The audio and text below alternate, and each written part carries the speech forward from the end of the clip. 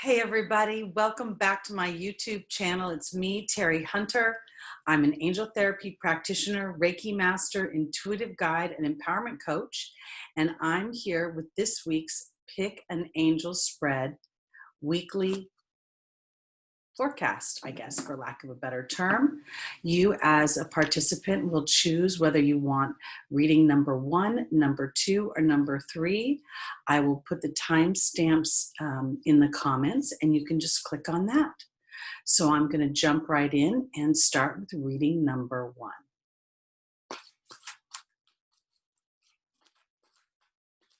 And for those of you that are new to my channel, I'm just going to explain the positions of the cards so you understand how they work. The first position is the foundation, where you're starting this week, what the angel's advice is for you for this coming week. The second represents the opportunity and or obstacle. One coin, two sides. Every opportunity has an inherent obstacle and every obstacle has an inherent opportunity. The third position represents the angel's advice for taking advantage of the opportunity or getting around the obstacle. And the final card represents the potential outcome at the end of the week. I use 2 decks.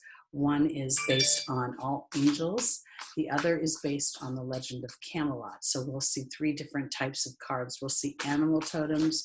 We'll see markers on the road of life where all the cards have the same background but have a different word on them. And then we'll see characters like Guinevere and Arthur, Lancelot, Merlin, and they represent various energies as well. So for those of you that picked angel reading number 1, we have Archangel Michael and the Eagle in the foundational position. We have Seraphina and the Wasp in the opportunity and or the obstacle. In the angel's advice, we have Merlina and the perception card. And in the final position, we have Maya and the focus card. So for those of you that picked angel reading number 1, Archangel Michael asks you to have the courage to move towards your divine life's purpose and know that he is with you and watching over you as you endeavor this. And then we have the eagle, which represents the connection to the angelic realm. It also represents spirit and integrity.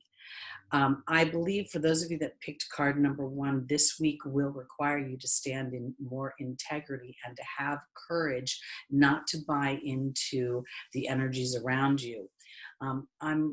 This week, and as we move further into 2020, we're going to see people becoming more and more impatient, maybe more wanting to move the story forward, get past all the blocks that 2020 has presented. And we're going to see environmental dynamics and political dynamics that are going to be very challenging. And I'm saying this for you because in your obstacle or your opportunity is the wasp. And for those of you that picked card number 1 or angel reading number 1, the wasp represents anger, retaliation, and jealousy. And Seraphina represents a happy change to your family. And I believe what Spirit is saying to you is in order to feel happy, you're going to have to see where your anger is getting in the way, where your frustration, where your, I don't think this is about retaliation or jealousy. I think it's really more about being pissed off. And is your being pissed off serving you? Because it may have something to do with your perception. There may be things that you're unaware of. Merlina this angel represents confusion and indecision and having to do more research, having to get more facts, more information. And then there's the perception card. And I feel like there's the potential that you have perceived something ahead of time. It could be someone who you know their behavior.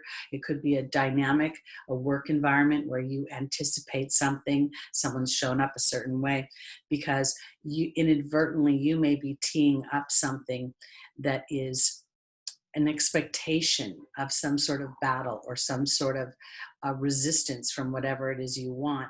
And therefore you're perceiving anger, because in the final position is Maya, the angel of education. And then we have the focus card. And this is really about learning about your focus. And the first and the fourth position are in the more rooted in the material world. They're more experiential, they're more tangible, whereas the second and the third position are more conceptual. They're the angels giving you advice. So this week, you standing in integrity, not buying into an argument, not letting your anger get the best of you. I'm going to be doing more videos on astrology, intuitive astrology. And this week on the 15th, we have Uranus, the planet that rules unexpected events. It rules explosions. It rules anxiety, nervous tension. And I say I'm going to the more challenging dynamics of Uranus because of the energy of the wasp here. And the wasp is saying when you can really look at why you are angry, you will feel much better. And this will shift how you're feeling within the committee of your own mind. We don't have just one dialogue in our head. There's a bunch of different people talking within our own selves. And I think this is where the angels are really asking you to look deeper into your own perceptions. And as you see where you may be focusing on something that is becoming more and more irritating because you're focusing in on it. All right, that's it for angel reading number 1. I'm going to go on to number 2 now. So for those of you that picked angel reading number 2, while I shuffle the cards, I'm going to just quickly explain to you how the positions work. I use 2 decks. The first is an angel deck. Each angel represents a different energy. I've created my own language with some of those angels, so it's not always what the face of the card says. We have 4 positions. I use a second deck based on the Legend of Camelot. So we'll see 3 different types of cards: animal totems, we'll see characters like Guinevere and Arthur, and then we'll see words with the same background that represent markers on the road of life. The first position represents the foundation. Where are we stepping off of? What is the foundation of this week? The second represents our opportunity and or our obstacle. 1 coin, 2 sides. Every opportunity has an inherent obstacle, and every obstacle has an inherent opportunity. The third is the angel's advice for getting around the obstacle or taking advantage of the opportunity. And the final is the potential outcome for the end of the week, what the energetic vibration will be. So I pulled the angel Mystique in the first position, and she's going to be joined by, give it a quick shuffle. Mystique is being joined by the restriction card. Maya is being joined by the disruption card. Adriana is being joined by the goblin, and Seraphina is being joined by the focus card. So for those of you that picked angel reading number 2 for this week, August 10th, 2020, we have the angel Mystique saying to keep charging ahead, to don't take no for an answer, and to expect miraculous solutions. This angel for me is very akin to the song Coming Out of the Dark and Into the Light by Gloria Estefan. It's a process card. It's a illumination. And here I have it joined by the restriction card, which is essentially saying that there could be doors slammed this week. There could be no's where you anticipated yeses, and you could be very frustrated with that because what I have in the opportunity or the obstacle is Maya and the disruption card. And I feel like this disruption is going to teach you something about your inner dialogue in the form of the ego, which is what is in the angel's advice. And then I have Adriana saying she's leading you to the answers to your prayers, to trust the subtle intuitions, the dreams that you have, those thoughts that are having. Because right now, I feel like those of you that picked angel reading number 2, there's a stall happening, and there's a frustration happening as a result of that stall, that restriction. And Mystique is asking you not to physically charge ahead, but to emotionally visualize, to spiritually check in to your vision and continue to, rather than if there's a stop in some way, then find your way around it. Maybe it's doing some menial task, but it still stays in the lane of your vision of yourself, because I feel like you'll have something to learn from the disruption, and it isn't necessarily about your ego in a negative way, but that you are working in co-creation with spirit, and it's about being led.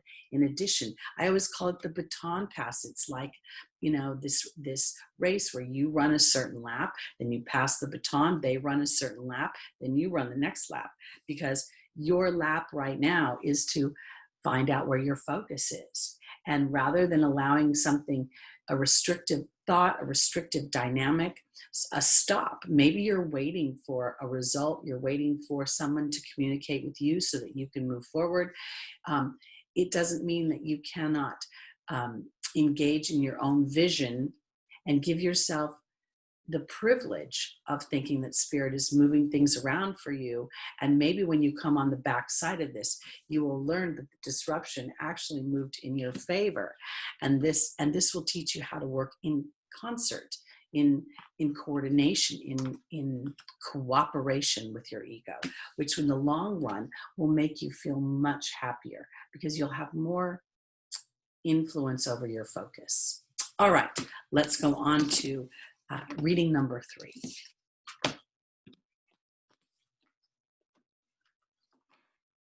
All right, for those of you that picked reading number 3, and if indeed you're listening to multiple readings, I apologize, but I'm basing this on the idea that people are just clicking on the timestamp and listening to the forward, as they say.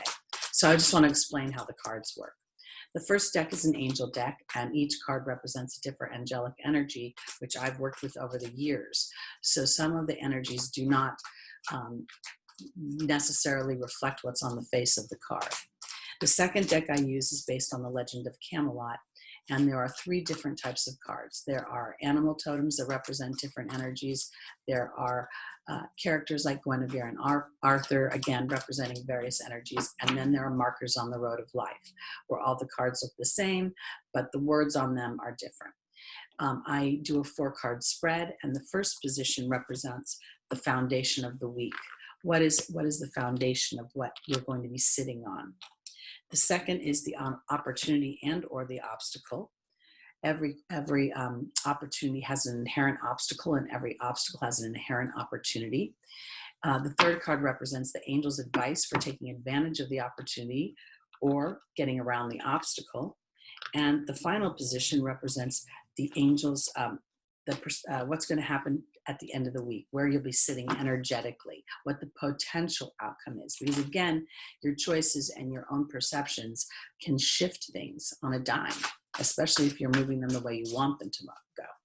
So for those of you that picked angel reading number 3 for the week of August 10th, 2020, our first angel is Fiona. And right now I'm going to have her put a quick shuffle, see who's joining her. Fiona is being joined by the restriction card. Opal is being joined by the Queen. Crystal's being joined by the Death card. And the Frog is joining Grace and Antoinette. So Fiona represents, now that you've asked God and the angels for help, be open to receiving. You deserve heaven's assistance. And she sits in a joyous energy. And it's interesting to me because the light around her head is not necessarily illuminated with the normal white light, but rather a light blue. And that light blue is to me, feels like a gentle combination of my throat chakra and the white light of God. Because in this time, you as a human are not going to be able to move your story forward. There's the restriction card. We have some astrological dynamics, and I'm going to be doing more videos on that as an intuitive astrologer. I'm going to combine my intuition with what I've learned. And we have the planet Saturn right now in conjunction with the planet Pluto. Pluto represents immense transformation, death and rebirth, the phoenix rising from the ashes. It will unearth secrets and behaviors and attitudes that have been imbalanced. Saturn represents fear and restriction. It represents government. And I say all of this because we are in a very restrictive time right now. 2020 has proven to be a year like no other. So as you connect with God and the angels, and I want to point out that Fiona is joyously giving over her issues to spirit. And it's not, I know that the human naturally worries, but a sense of faith sits in her energy because in the opportunity and or the obstacle, and I believe this is an opportunity, is to really, the queen is a receptive energy for me. We see that she's being waited on by those in her staff, and she's very comfortable again, arms open. And opal represents our children on heaven and earth being safe and well cared for by God and the angels. But I don't necessarily think that this is specifically about children, because many of you may not have children. Many of you may want to have children, but the inner child is where I'm going. The inner child believes that God and Jesus are watching over us much more easily than the adult who's walked through life and been dinged by this experience or knocked over by that experience. Because those of you that picked angel reading number 3 are really starting to kick up the metamorphosis of shifting your lives because you've wanted it. And here in the angel's advice is the death card. This is what Pluto represents, death and rebirth. And there's crystal saying, have faith and hope. There's more on the horizon that you can't see. And that's all because God is in charge of this shift. So many people, before this whole isolation situation, quarantine, social distancing, mask wearing, many of us would drive to jobs that didn't serve our happiness. They paid our bills and they paid our way for a certain amount of fun and leisure, but they didn't always make us happy. So we may have been inadvertently calling forth a transition that we didn't know. Oh, I wish I could work from home. Oh, I wish I'd only had to work 4 days a week. These type of things are, whether we realize it or not, are like rockets of desire being shot up into the universe, and spirit hears those things. And the amount of focus we put them starts to create a momentum, which looks like a prediction to the psychic, but it's really a momentum that they're tuning into. Because for those of you that picked angel reading number 3, this restriction and this turning things over to God and the angel source energy, the laws of attraction, the law of allowing, which is what the queen is doing, she's allowing, will now bring a healing and an ability to jump to a new lily pad, to really clean the house of the mind. And your job is to have compassion for yourself as you go through this process where you feel somewhat restricted. The human is predisposed to want to take action. They're predisposed to think, if I'm not producing something in a day, what is my value? And this is the opposite. This is about connecting to the interior part of you, the part of you that dreams without restriction, the part of you that wants to experience things that most people think only some people get. And now the world is transforming, so everybody has an opportunity to get much more tangibly and realistically, and with the support of others, their dreams coming true. So that's what I have to say for those of you that picked card reading number 3 this week. I want to thank you all for watching my videos. I'll be back with some interesting stuff that isn't angel spreads. I want to do a video about Uranus going retrograde. I think it's going to bring some interesting energies in, a lot of unexpected things, and some things we want to be prepared for. So I'm going to do that probably later this week because it is going retrograde on the 15th. Anyway, but thank you now. Please like, please subscribe, please share. My name is Teri Hunter. I'm an angel therapy practitioner, Reiki master, intuitive guide, and empowerment coach. And I'm here to help you anchor yourself into this earth experience just the way you want it to be. Thanks for watching. We'll see you next week. Bye-bye.